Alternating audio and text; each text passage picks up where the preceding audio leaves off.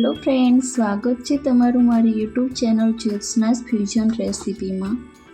મારી ચેનલમાં નવા હોય તો મારી ચેનલને લાઇક, શેર એન્ડ સબસ્ક્રાઈબ કરજો। બેલ આઇકોનની જરૂરથી પ્રેસ કરજો આવી અવનવી વધુ વાનગીઓ જોવા માટે। આજે આપણે બનાવીશું શિયાળામાં ખાઈ શકાય તથા બાળકોને પણ ખૂબ જ પસંદ આવે તથા હેલ્ધી ખજૂર રોલ બિસ્કિટ। આ માટે ઇન્ગ્રેડિયન્ટ્સ લેવાના છે મેરીગોલ્ડ બિસ્કિટ, ડ્રાય ફ્રૂટ્સ, તમે તમારા મનપસંદ ડ્રાય ફ્રૂટ્સ એડ કરી શકો છો। તેના માટે ઘી તથા ડ્રાય ટોપરાનું છીણ લેવાનું છે।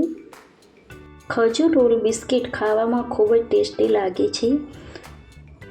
ખજૂર રોલ બિસ્કિટ બનાવવા માટે આપણે એક નોનસ્ટિક પેનમાં 3 ટેબલસ્પૂન જેટલું ઘી લીધેલું છે। 3 મોટી ચમચી જેટલા આપણે કાજુ, બદામ અને પિસ્તા લીધેલા છે। આપણે ડ્રાય ફ્રૂટ્સ સારી રીતે રોસ્ટ કરી લઈએ। ડ્રાય ફ્રૂટ્સ થોડા ગોલ્ડન એન્ડ બ્રાઉન થાય ત્યાં સુધી આપણે તેને રોસ્ટ કરવાના છે। તમે જોઈ શકો છો કે સરસ ડ્રાય ફ્રૂટ્સ રોસ્ટ થઈ ગયા છે। હવે આપણે તેને એક ડીશમાં કાઢી લઈએ। હવે આપણે તે જ નોનસ્ટિક પેનમાં 2 મોટી ચમચી જેટલું ઘી એડ કરવાનું છે। ખજૂરને સ્મૂથ બનાવવા માટે આપણે તેમાં ખજૂર પણ એડ કરી દઈએ। મેં અત્યારે 250 ગ્રામ જેટલી ખજૂર લીધેલી છે, તે આપણે નોનસ્ટિક પેનમાં એડ કરી દઈએ અને આપણે આ રીતે સ્પેચ્યુલાના મદદથી ખજૂરને દબાવીને સરસ સ્મૂથ થાય ત્યાં સુધી થવા દેવાની છે। આ બધી પ્રોસેસ કરતાં આપણે ગેસની ફ્લેમ સ્લો જ રાખવાની છે। ખજૂરને એકદમ સ્મૂથ બનાવતા આપણે આ પ્રોસેસ 6 થી 7 મિનિટ જેટલું લાગ્યું છે। તમે જોઈ શકો છો કે ખજૂર સરસ સ્મૂથ થઈ ગઈ છે। હવે આપણે રોસ્ટેડ ડ્રાય ફ્રૂટ્સને મિક્સરમાં ક્રશ કરી લીધા છે, તે ખજૂરમાં એડ કરી દઈએ। ગેસની ફ્લેમ ધીમી જ રાખવાની છે અને આપણે ડ્રાય ફ્રૂટ્સ તથા ખજૂરને સારી રીતે આ રીતે મિક્સ કરી લઈએ।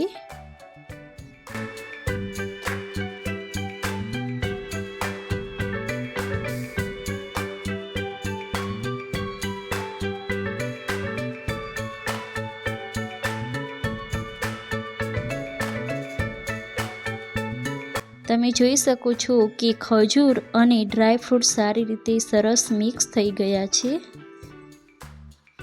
પછી આ રીતે ખજૂરને આપણે ઠંડો થવા માટે મૂકી દઈએ। હવે આપણે 1 પેકેટ મેરીગોલ્ડ બિસ્કિટ લીધેલા છે, તમે તમારી ક્વોન્ટિટી પ્રમાણે બિસ્કિટ લઈ શકો છો। પોલિથીનની થેલીમાં આપણે આ રીતે ખજૂરને લઈ લઈએ। આ રીતે પોલિથીનને ફોલ્ડ કરી અને વેલણની મદદથી આપણે આ રીતે વણી લઈએ। આ રીતે રોલ સરસ વણાઈ જાય પછી આપણે કાણાવાળી વાટકી લેવાની છે, તેની મદદથી આપણે આ રીતે ગોળ આકાર આપી દઈએ। તમે જોઈ શકો છો કે આ રીતે આપણે ગોળ સરસ આકાર આપી દીધો છે। હવે આપણે આ રીતે વાટકીની મદદથી બધા જ ગોળ આકાર આપી દઈએ।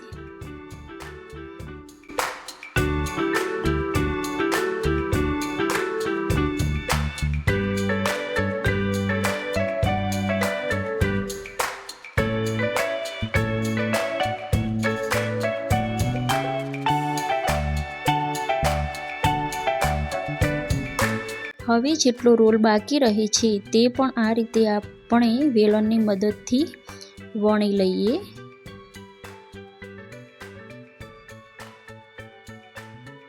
હવે પછી આપણે ખજૂર રોલ બિસ્કિટ પ્રોસેસ કરીએ તે રાઉન્ડ ખજૂર મૂકવાની છે, પછી તેના પર બિસ્કિટ, બીજો રાઉન્ડ ખજૂરનો તથા બિસ્કિટ, બીજો રાઉન્ડ આ રીતે ખજૂર મૂકવાનો છે, પછી પાછું બિસ્કિટ અને લાસ્ટમાં આપણે આ રીતે ખજૂર રાઉન્ડ મૂકી અને ખજૂર રોલ બિસ્કિટ આ રીતે પ્રેસ કરતા જઈ અને બનાવી લઈએ. તમે જોઈ શકો છો કે આ રીતે આપણે સારી રીતે બિસ્કિટને કોટિંગ કરી લેવાનું છે.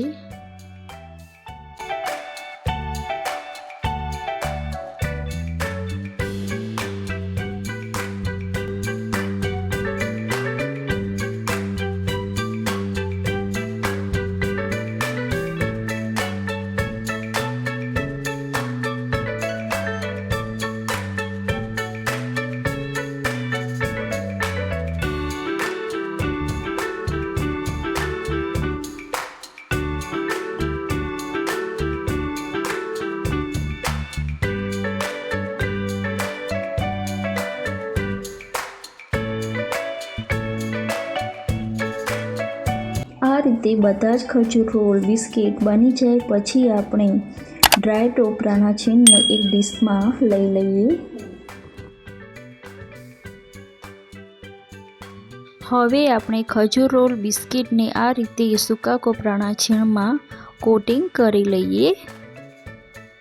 આ રીતે આપણે બધા જ ખજૂર રોલ બિસ્કિટને ટોપરાના છીણમાં કોટિંગ કરી લઈએ.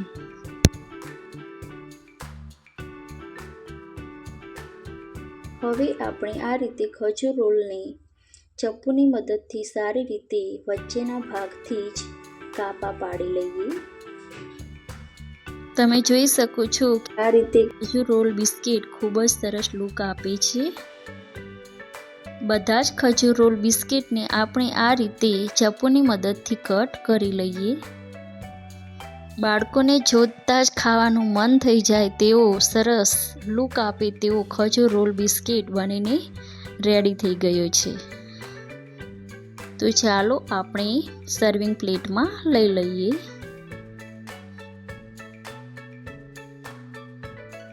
જોતાં જ નાના અને મોટાઓને ખાવાનું મન થઈ જાય તેવું બન્યું છે ને ખજૂર રોલ બિસ્કિટ. આ રીતે તમે પણ ઘરે બનાવવાનું ચોક્કસથી ટ્રાય કરજો. તો ચાલો મળીએ નેક્સ્ટ વિડીયોમાં નવી રેસીપી સાથે. Thank you for watching.